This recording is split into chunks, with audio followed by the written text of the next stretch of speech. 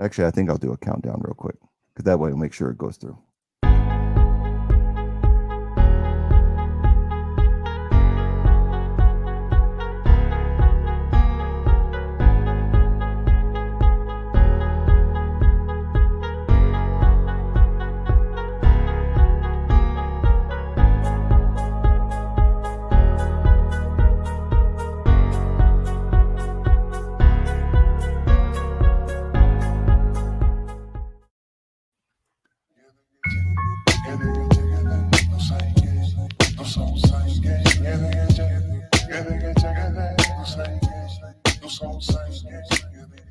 Good day to everyone out there, whether you're on Twitch, Facebook Live, or on YouTube. This is the initial first podcast that we're doing of the Where Eagles Dare podcast, featuring Greg Lee and Tubby. How you doing, man?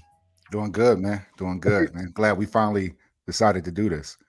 Well, yeah. Well, it was you pushing me into it, and yeah. Our love of the Eagles that really brought this together. So I wouldn't be here without you. Yeah. To say that first of all. But yeah, it's first time doing this. So we expect a little bit of rough spots. I mean, right. But I think we're gonna have a lot of fun because we're gonna do what we do all the time anyway, and that's talk about the Eagles. Right. As long as I've known you, I was thinking about it the other day. I think we met in 2009, so we've known each other over 10 years. Over a decade, yeah. I think you came down to see Padre. I think I had this same flag up in my office, hanging vertical. And you were like, "Oh, you're an Eagles fan? Yeah, you better believe it." And that was it, man. Yeah, watch that Packers game, that Packers playoff game. Yeah, with the Riley Cooper drop at the end. Riley Cooper. But right. That was the thing was we served in the Air Force together. 2009, we met in England, and it was the love of the Eagles. And of course, anytime I see an Eagles flag or banner or anything, I'm like, I gotta go talk to that guy because there's an instant bond with you to find somebody that's the same team of you. And I think Eagles fans are maybe a little bit biased, but I think we get even more passionate sometimes. So we try to form that alliance to make sure that we go out to games together. And we've seen a few games together over the years, which has been great. Saw Indy a few years ago back in the Chip Kelly era, saw the Thanksgiving Day blowout. We were talking about that with Mark Sanchez. So we've seen a lot of games. So I think it's only natural that this is the next step in our friendship and our love of the Eagles is to do the podcast. So welcome everyone. If you're here watching it for the first time, we're glad that you're here. This is something we're going to do at least once a week from now. We're going to every week we're going to preview the Eagles' upcoming matchup, and then we're going to talk about the outgoing matchup, what happened the week before, the ups and the downs, and what is sure to be a crazy season. But before we get too much into that, we got the new hype video that came out. So with this has actually got some copyright information on it, but we're playing it directly from YouTube. So hopefully it won't be too big a deal. So we're going to play this for y'all to get you hype. On the replay, it may be muted, so just bear with us.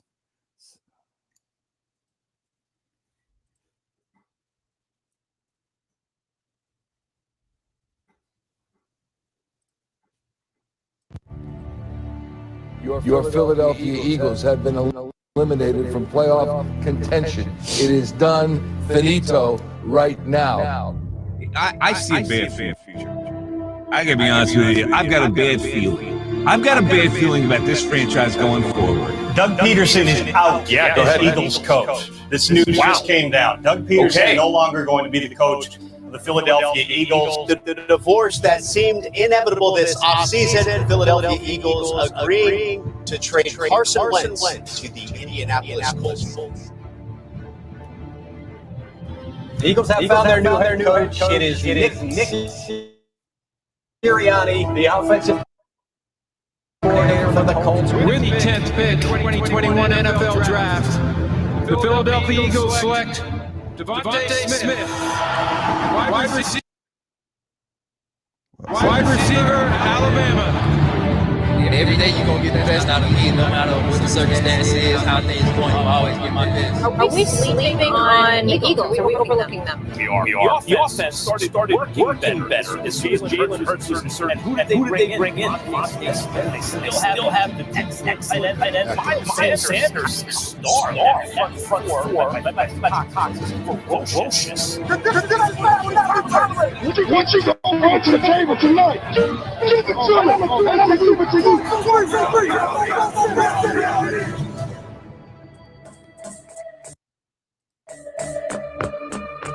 Yeah.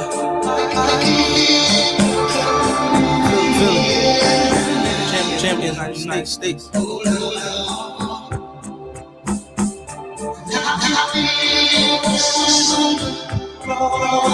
Yeah. Turn me up, Cruz. Bombing on any of them that want smoke. This a big boy phantom, this ain't a ghost. Had to take away from them and then they toast. They ain't had no sympathy for me when I was broke. Some kings like my Luther. I ain't hate of my I salute you. I be flying jet and chopper like that was Uber. We finally made it out them tricking the hallelujah. Whoa, color like a hot boy. Diamond dancing on me more than Jeffy Block boy. I'm a pro, so I don't want to color shots, boy. You a daddy, I'm gonna cuff you like a cop. No way.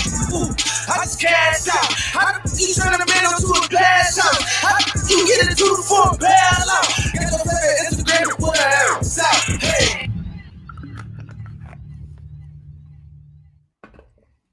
Let's go. All right. That's a little choppy on the. Yeah. All right. So apologize for the delay. Didn't do that yesterday. Of course, when we dry ran it yesterday, no problems whatsoever. So we go into today and what? That's how it's supposed to be. Exactly. So no more hype videos. So, but you know, if you watch it, when you first put it on, you look at it, it starts off with all the things that have happened in the offseason for the Eagles. Mm-hmm. And let's face it, we're far removed from the 2017 championship banner that's hanging up behind. It was a great year. One of a kind for us as Eagles fans. You know, and then they had a couple of good years afterwards. I mean, we came back to the playoffs, had a really good run with the double doink against Chicago, got to play the Saints and lost that game after being up 14-0. And then the very next year come back looking strong again until Clowney takes out our boy Wentz with a head-to-head hit, and basically nothing happens to that guy, and we end up out again with poor McCown coming in and trying to lead us, and that was not going to happen. But you know, after that, it just then all the wheels fell apart last season, and I think that was the time for Philly fans, and just the league, Howie and Lurie, Jeffrey Lurie, the owner, had to come together and say, all right, enough's enough. We got to do better. And so we lost a lot of people that meant a lot to us from that run. You know, we lost our boy Dougie P. You know, that's sad. We lost our quarterback. He was definitely one of the consistencies. One of the consistencies in everything, Harry. One of the consistencies you mentioned to start with is Wentz going down. Wentz going down. It's the story every year. The story of his time with the Eagles, man. You know, I don't think he's gone because he's necessarily a bad quarterback. He's just not available for us when we need him the most. And that's really been the issue with Carson over the years. I definitely think that was the contributing factor when Howie Roseman looked at his options at QB. It was if you draft a quality backup in Jalen Hurts, do you draft him just to sit on the bench, especially where they drafted him at in the second round? Right. I mean, it makes no sense if that's what you're going to do. So it was kind of the writing was on the wall last year. Of course, when you're QB1, you looked at that as a threat. So, you know, where do you go from there? But you're right. He had flashes of brilliance. I mean, and if he stays healthy in Indy, God bless him. You know, we saw a game in Indy. We have a fondness for the Indy fans. They were really cool with us. Right. When we saw, and you know, actually, and Monday night football. Football. What was that? 2016, I think. And it all starts to blend together. It was before the Super Bowl, but yeah, we came from behind, won that game, And everybody just came up to us like, "Yep, you got us, you got us," you know. And after that night, I have like a soft spot in my heart for them. So I hope for them, they're in the other conference, so I don't have to worry about it. I hope that that he actually does good for them and he stays healthy. Of course, he starts the season off with a foot injury, has to have surgery. And I saw today he hasn't gotten the vaccine. Oh no, he hasn't. I didn't know that. And so there's really massive protocols for the unvaccinated players. Like, even if they come into contact with somebody that's positive, they have to quarantine for 5 days, whether they got the COVID or not. And that's huge during week to week prep. That can cost you 2 games. And the fact that he is not, so that could hurt Indy quite a bit if he isn't vaccinated. But yeah, it's sad to see him go. But we, and then of course it's also almost doubly sad to see this guy go. I mean, that was our boy that came through for us. He's been long gone for us, man, long gone. But that's definitely there's a statue out in front of the link for a reason.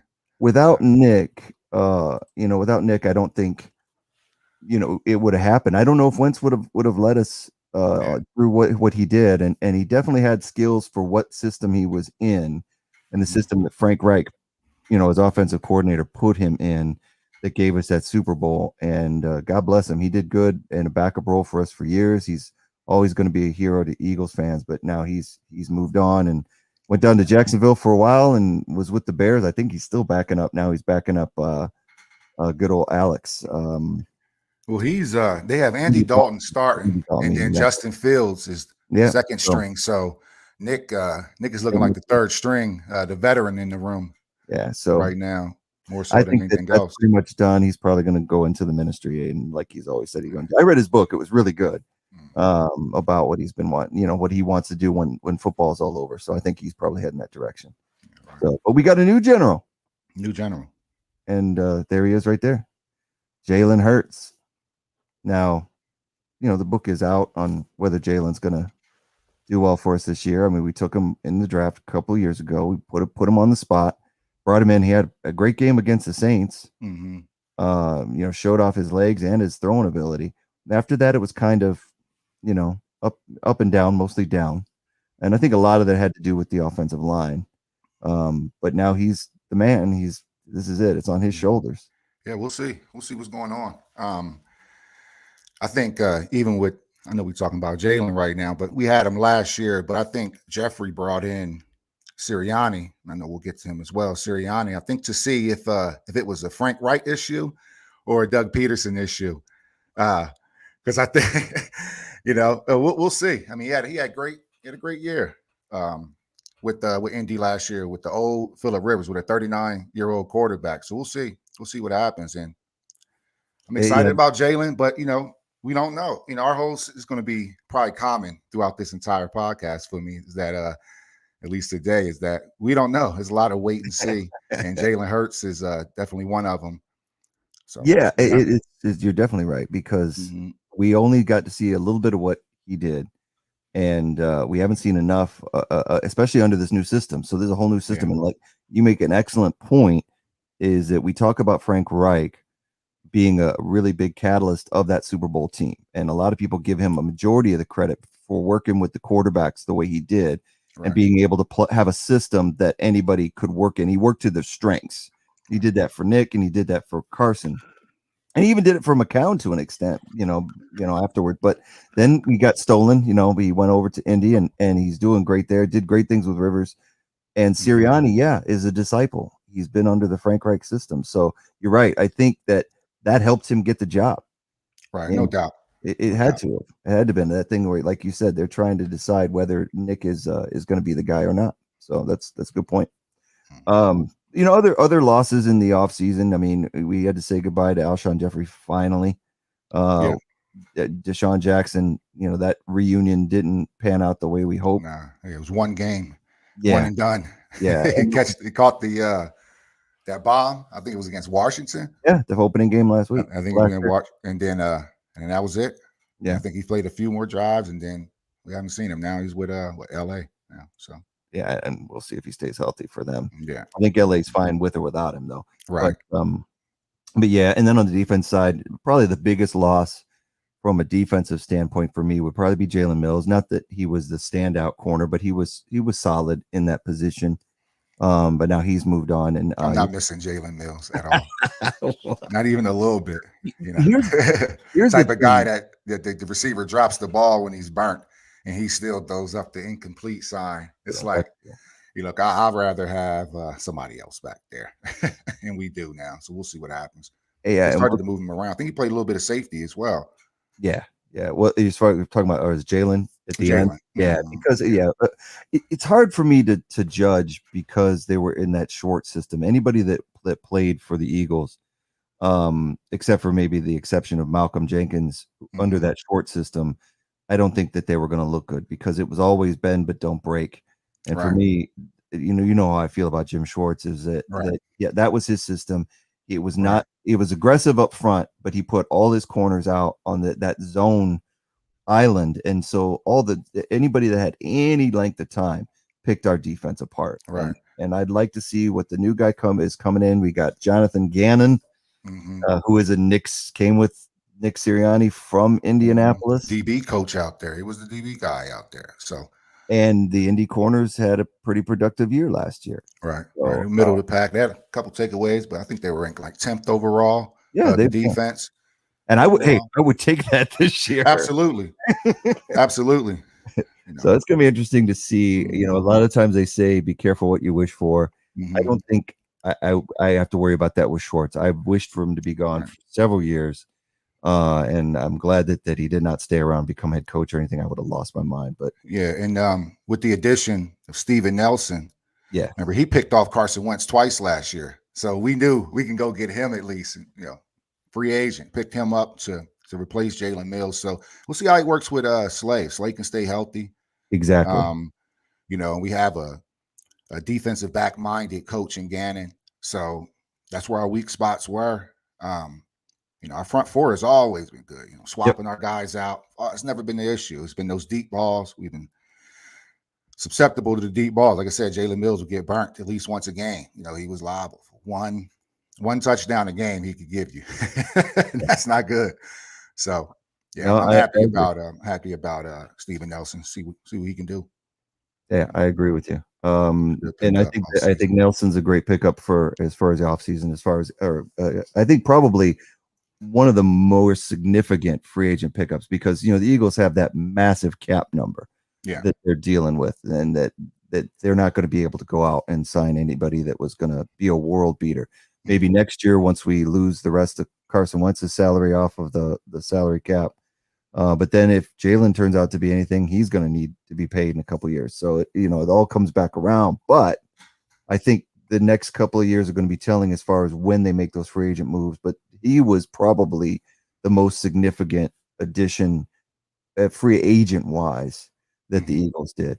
Of course, you know, through the NFL draft, they had probably their best addition in the first round. And I think that we were texting back and forth the night of the draft, and you asked me who I wanted.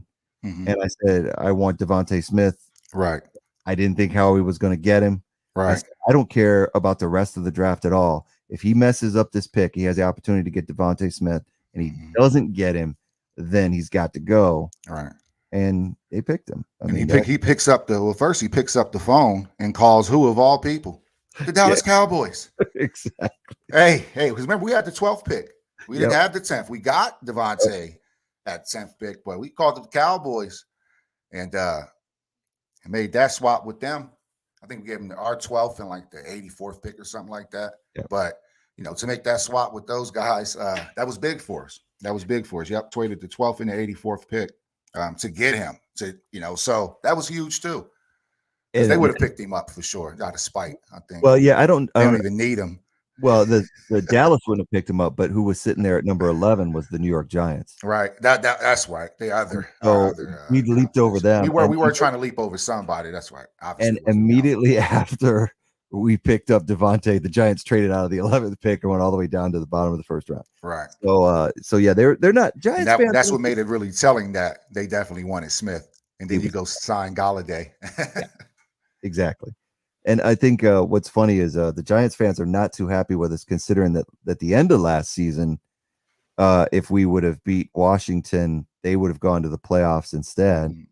And we kind of pulled all our starters out in that game, which I was perfectly on board with, because I would rather have a higher draft pick than a meaningless end of year win. Right. And the Giants, cried about that for a little bit. And then, now with getting Devontae Smith, I don't think they're really up. They're really pleased with us. We filled the rest of the draft in with a bunch of defenders, and we got Landon Dickinson. We got a backup center. Yes. So we got a future center, and then the rest was, Gainwell, I think he's going to be a bright spot in that draft somewhere, but the rest were like just linebackers, defensive tackles, just filling those voids that we needed. Right. I think you're right. Landon Dickerson was a pretty good pick in the second round, but he's been often injured, so we don't know. Right. If he's going to be Kelsey's heir apparent. It's very right. It's not so much as bad for an offensive lineman, I think, as a skill player, but it's still key to keep an eye on as far as grabbing somebody that he's solid if he's healthy.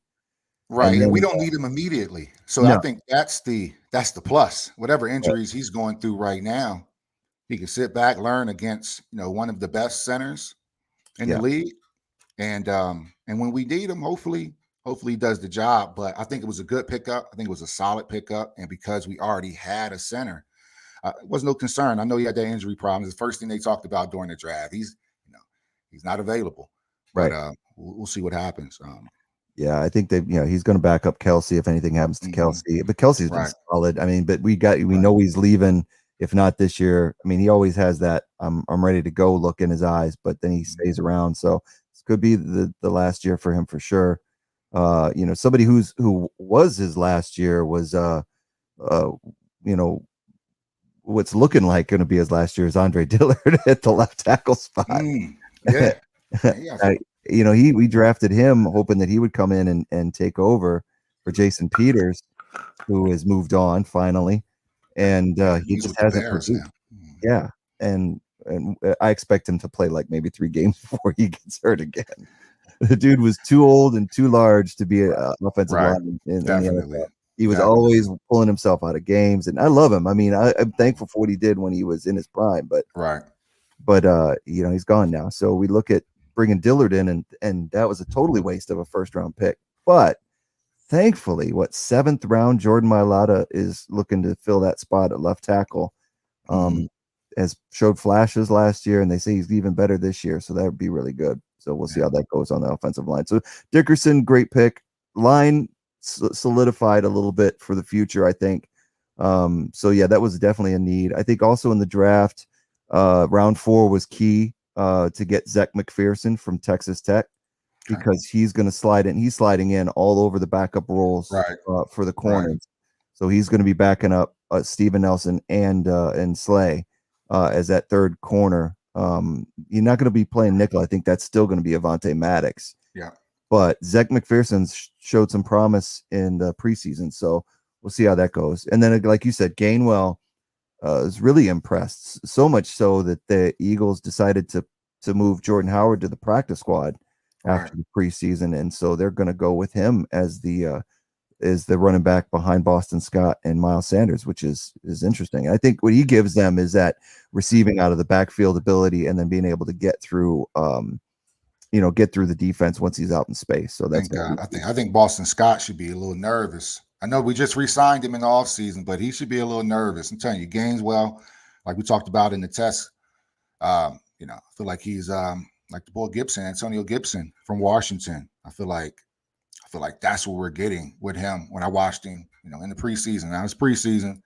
A lot of guys didn't play their starters or anything like that, but you got a guy running the ball as hard as he was. He definitely wanted to make the team, and he did.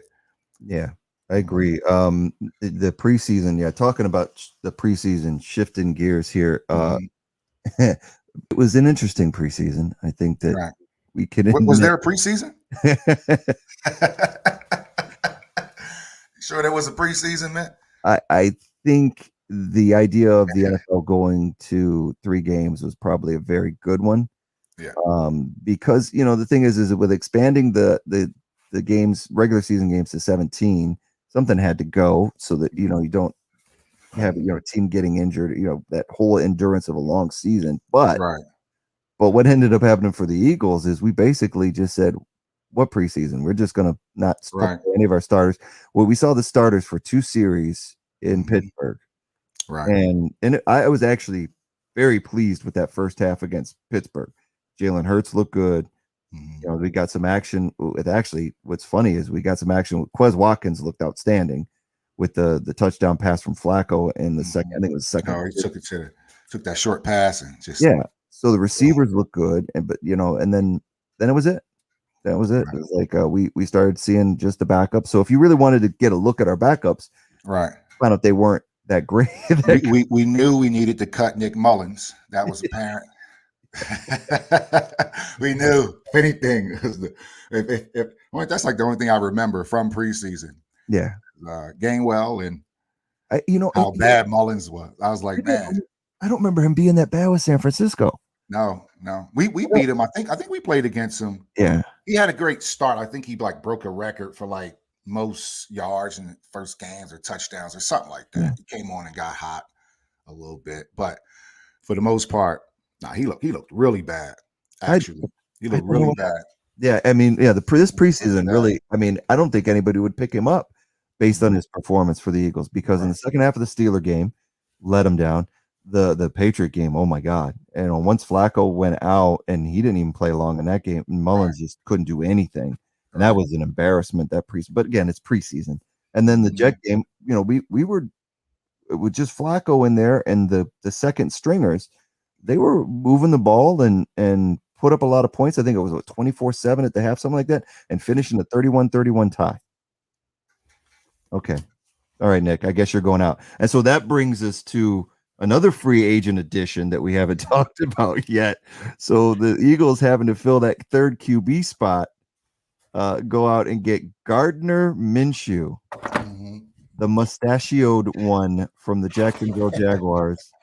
He of so many great 70s throwback commercials, but not much in the way of offense with the Jags. He had some flashes. I think he's more of a personality than he is a quarterback, but an upgrade from Nick Mullins for sure, and maybe even threatening Flacco. Yeah, Gardner Flacco.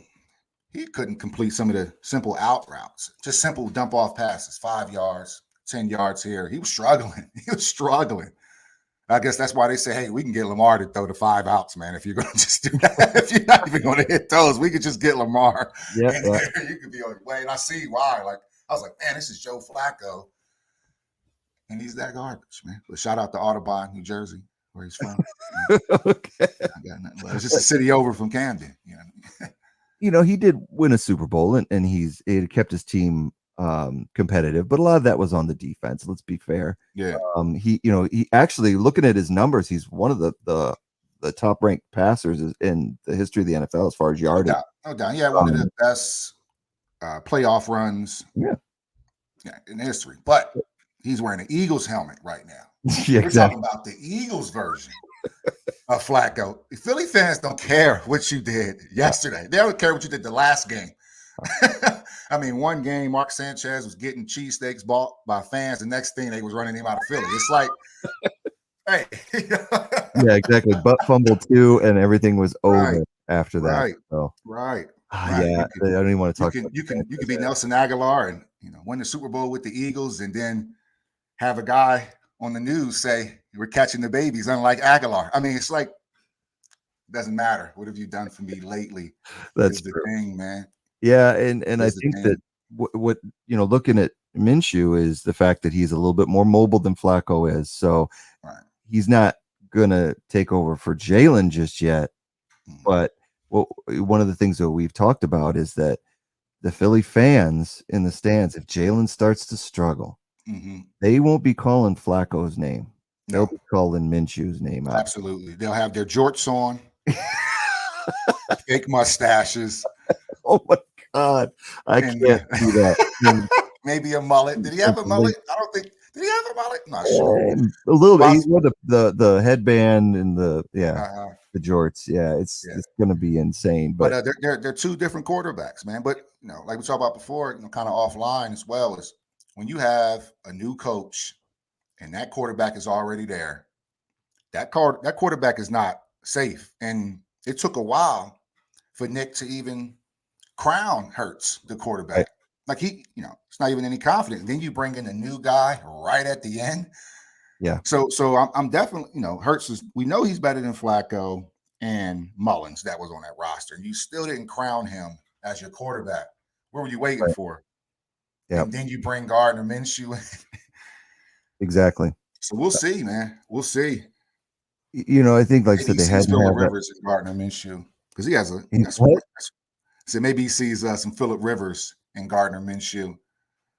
Yeah, maybe. I mean, could be. I mean, that's actually, the thing is about him having a quarterback like Rivers. That's what he's looking for is somebody that mobile, but not, run first type QB. And I think that's what he's going to try to do with Jalen Hurts is use his legs as an option, because let's face it, we know those guys can come in for the first 2-3 years of their career, but we've seen it before where the overusage of them outside of the pocket just leads to injury.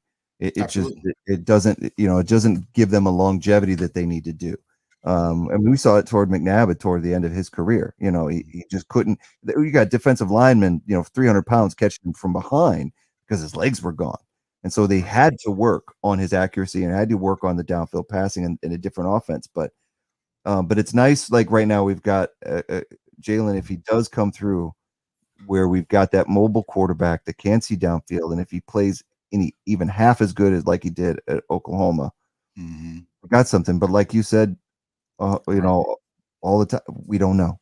That's the big thing about this team is there's a lot of unknowns. That on paper, it could be a really good team. Right. Looking at our receiving core, in the preseason, we talk about they're all short, about 6 foot. But remember Travis Fulgham? Yes. Last year, he had those spots. He's on the practice squad, so it becomes an issue where we need a big guy, man. We may have to.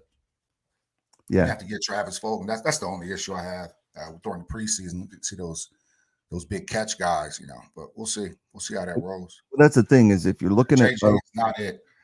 No, not Arcega-Whiteside. In fact, we talked about this a ton of times, and I think going back to the draft is that could have had DK Metcalf, chose JJ.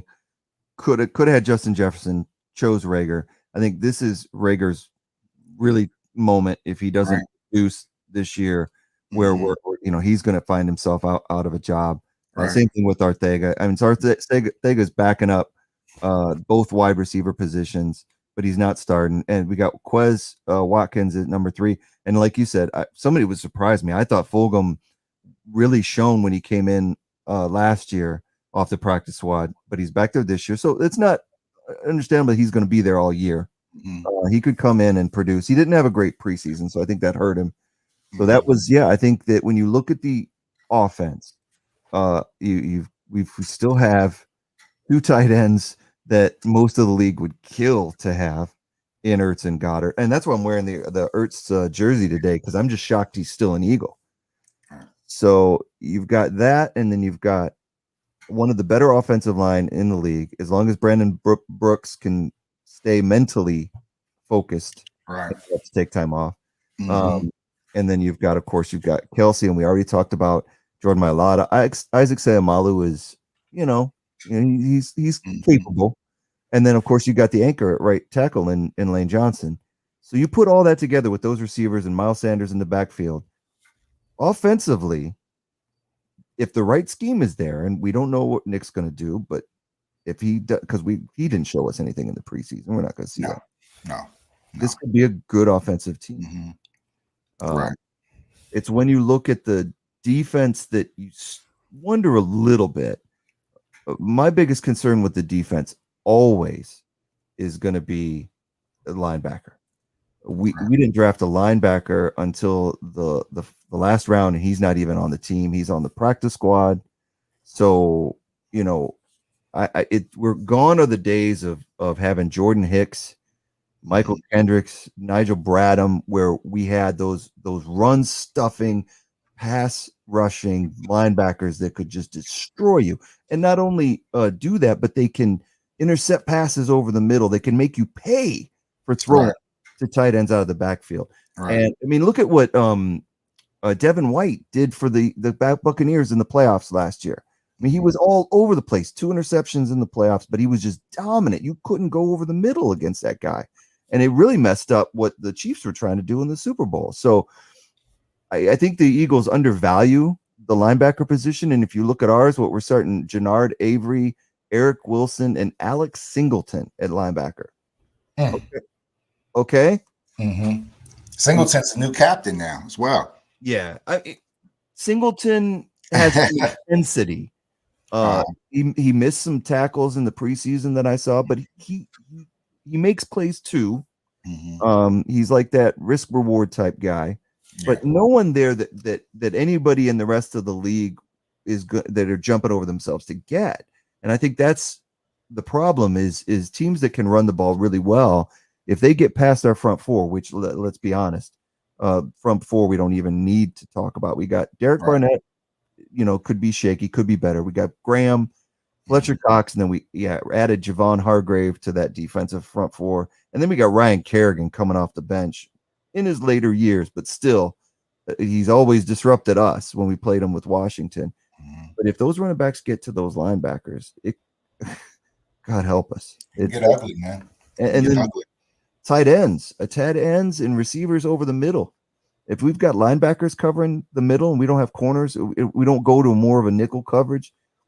It's gonna be slaughter. Outside of that, I mean, I like Steven Nelson, like we mentioned before. I love Darius Slay, and I do think that we still have a solid safety in Rodney McLeod, and then we picked up Anthony Harris. So I don't worry so much about the defensive backs, but if you don't have a single solitary good linebacker, somebody who can stop the run and cover the pass, or hybrid of two like we used to have with Hicks, we're going to be in trouble.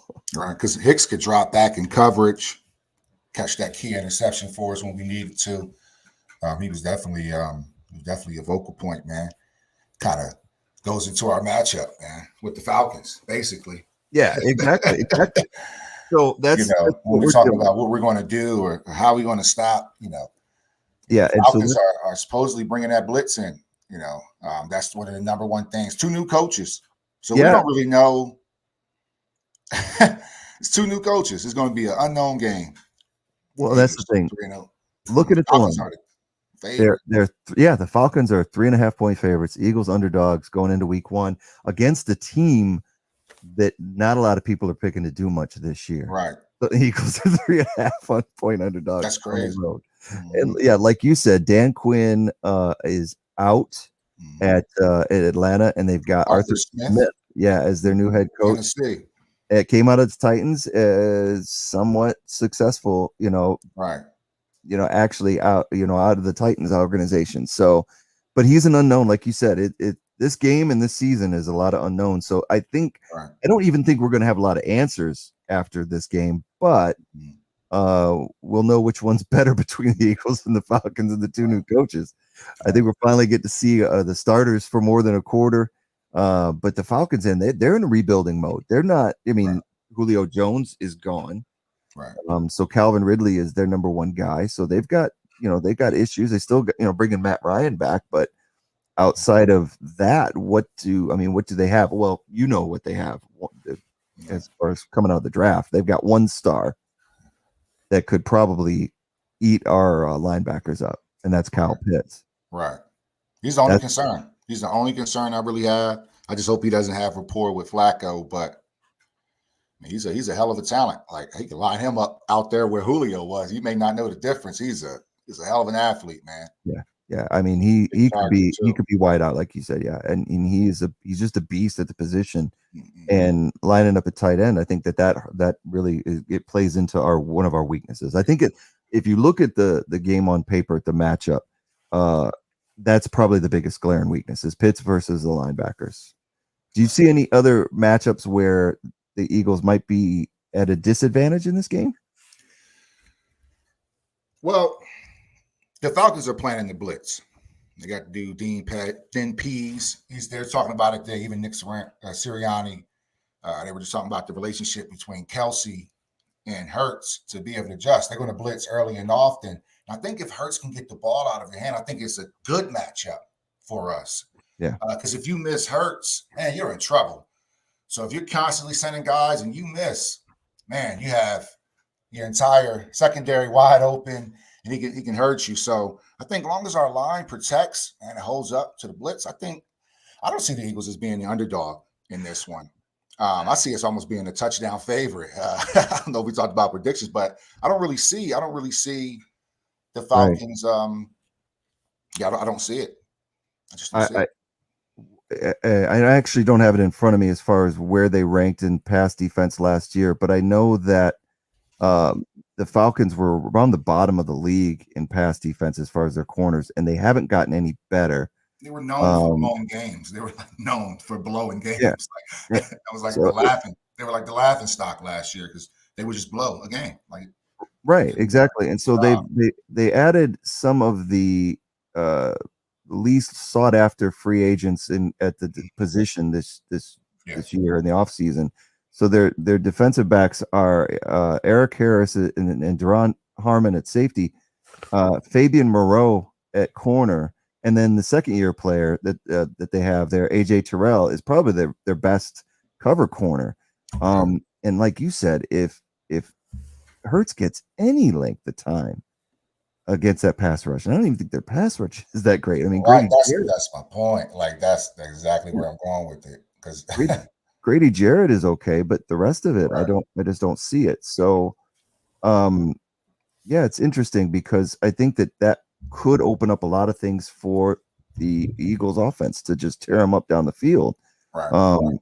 And so I think that if they come out running the ball, that could make a big difference. It may struggle if they just play that conventional offense. I don't know what Sirianni is going to do, but they really have a weakness at corner. So that's something that the Eagles can exploit. So exactly. That's a good combination for us. You have a weakness at corner and you're trying to blitz us. That's not a good combination. For any defense, you need good corners if you're going to blitz. So I guess this is where our smaller receivers, our quick receivers, even our fast backs can get out. You see the blitz coming from one side, get it back out on the other, or right at that blitz or just stepping up. Now, blocking, that's the concern. As far as a disadvantage, I think having our back stay in there and block for Jalen, Miles Scott can block. Actually, I got to give him his little props. He can block. Boston Scott can block. And in Gainwell, I'm just not really sure of that. He's a little guy, man. I don't think he's stopping Jarrett. Yeah, I think you're right. That's the thing that I think because we don't have that big back there like Jordan Howard could have been. He's sitting on the practice squad. Boston Scott showed flashes of being a good blocker, like you said. Miles. Yeah, I think we're going to be relying on our front five to keep people off of Jalen all year. So that almost makes us keep another tight end in, and that's what makes me think like a lot of two tight end sets with Hurts and Goddard, to make up for that small back that's back there. So we'll see. I agree. I think so. Going into this matchup, I think we both agree that the Eagles getting 3.5 points is I think it's basically. And the reason is because it's unknown. I think they're just going with the home team. Mm-hmm. They're looking at everything on paper, and you still got Matt Ryan, who's more experienced. If you want to talk about quarterback position, he's more experienced than Jalen Hurts, so they got a little bit of an advantage there. But they have everywhere else other than Pitts and Ridley.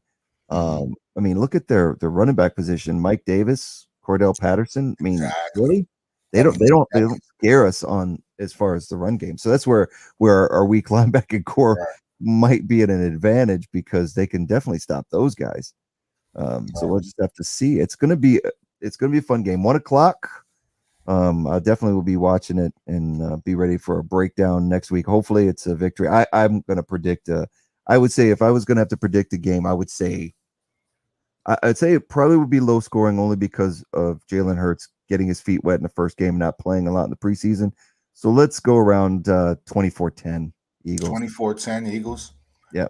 I was thinking more 17-10 around that line. Just that touchdown, maybe some struggles early on, and then we catch a groove. But I'd say 17-10 Eagles. But I don't think they're the underdog in this matchup. I don't see it. No.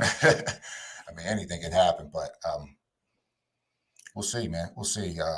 Indy had a good. I mean, the only thing we can look at Indy's offense last year to see what Sirianni is capable of, and you have to look at the Tennessee last year to see what Smith is capable of.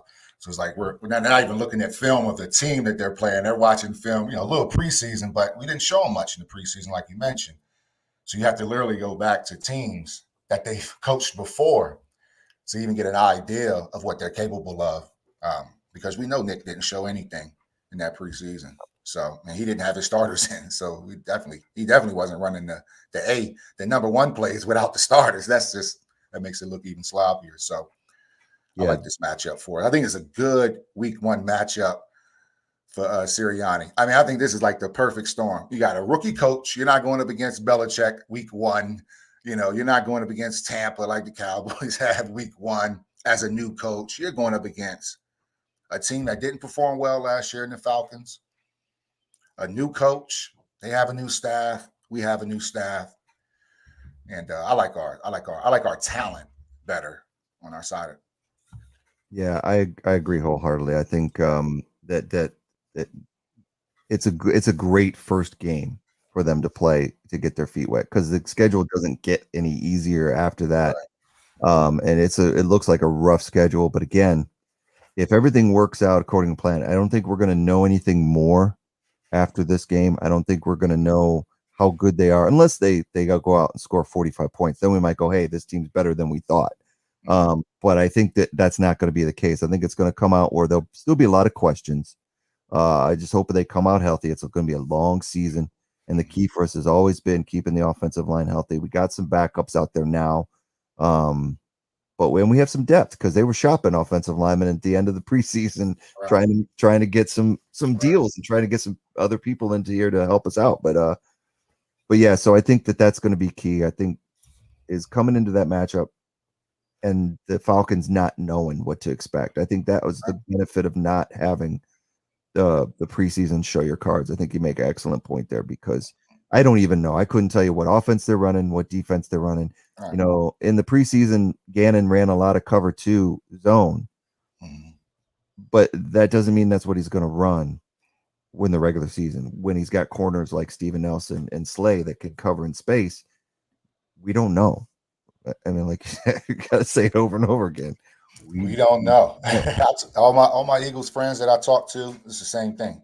I ask them, hey, man, what you think about the Eagles? Talk to my brother even about it. Say, what you think about the Eagles this year? Am I missing something out of preseason? And I don't know. I don't know what's going on. So it's been the consensus amongst Eagles fans is we're going to wait and see. But I'm excited, man. This could be a great chapter. We never know.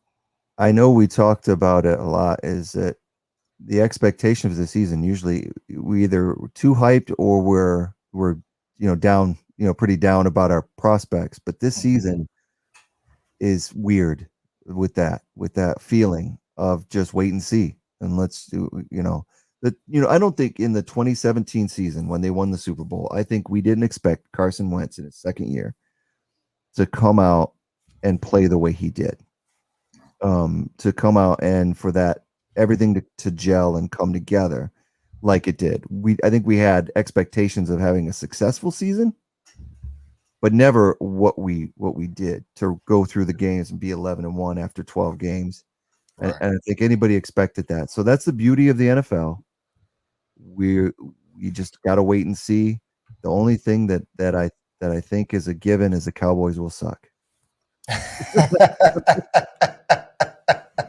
So shout out to all my Cowboy friends that I have out there, and I have too many friends that are Cowboys fans, but I always give them crap. I don't even want to talk about the Cowboys on this broadcast. They're going to be, unless I say bad things, they're playing on Thursday. So I am excited. I have this thing where I will not watch the Cowboys unless they're the only thing on. So right? I just don't want to hear the announcers talk about them. I don't even want to see them. Especially if it's Troy Aikman in the booth. He's trying to act like he's not biased. Oh, good Lord. Yeah. Come on, man. It's the absolute worst. But so I'm hoping that they get trounced on Thursday by Tampa Bay coming out, dropping the banner and everything like that. So I'm excited for tomorrow, just to see some football with starters in it all the way to the end. Exactly. And I don't even care if it is the Cowboys. Right. And then Sunday is just going to be insane. Eagles back. Been waiting for it. So we've got a lot to look forward to. Next week we will be back with a recap of that Falcons game. All right. A little bit of highlights and talk about hopefully a lot of highlights and not lowlights. And then we'll also preview the week 2 matchup.